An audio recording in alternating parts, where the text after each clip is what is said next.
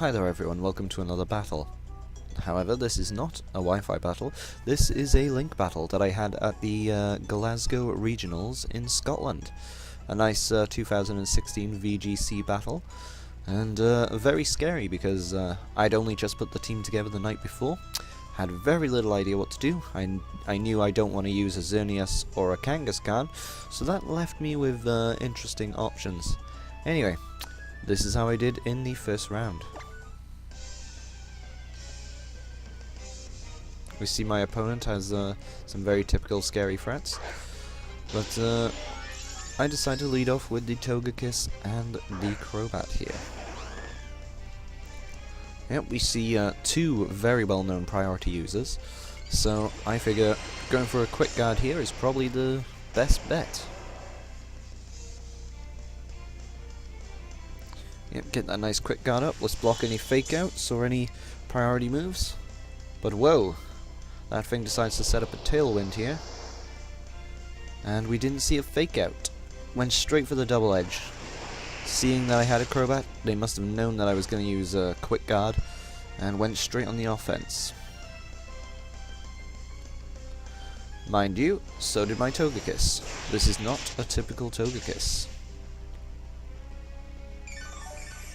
This is a Togekiss who has a 50% chance to land a critical hit with each move.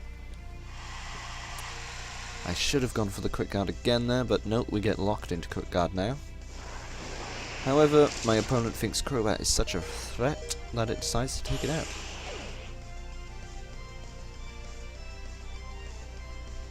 And goes down to its own recoil.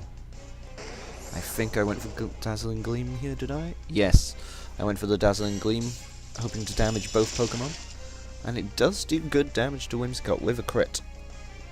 This is a Super Luck and Scope Lens Togekiss. So in comes Ho-Oh.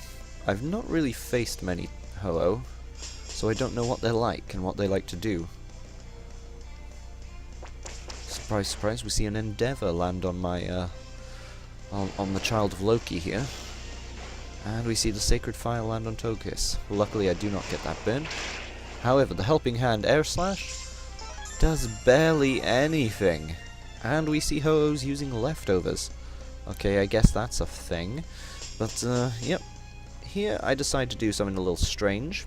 I even said to my opponent, this may appear strange. But yes, we see that Ho-Oh is actually quite fast. So I went for the Helping Hand, Thunder Wave. Mwah, mwah. I went for Helping Hand so that I could be locked into it if the Whimsicott decided to Encore me. But I needed to slow down that Ho-Oh and possibly go for the flinches with the Air Slash. So in comes my last Pokemon, Groudon. I'm just hoping that that little fairy doesn't have what's it called, Charm. But it's clear to me that that little fairy could screw over my team right now, being faster than me. Lucky for me, it decides to go for the Tailwind. If it had gone for Endeavour there, I would have been in big trouble. But we go for the Dazzling Gleam, just to get that residual damage, and take out the Whimsicott. And with Groudon, we let loose a Rock Slide. Good old Primal Groudon anyway. Down goes Ho-Oh.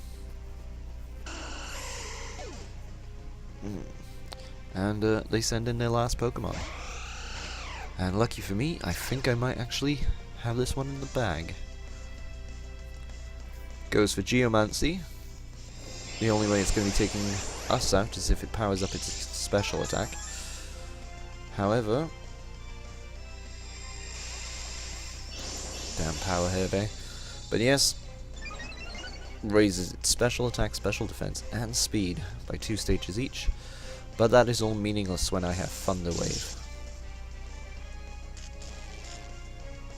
So, yep, nice and slow again, and Groudon lets loose with a Fire Punch, which does, oof, about 3/4. He decides to go for the Dazzling Gleam, which does finish off Togekiss.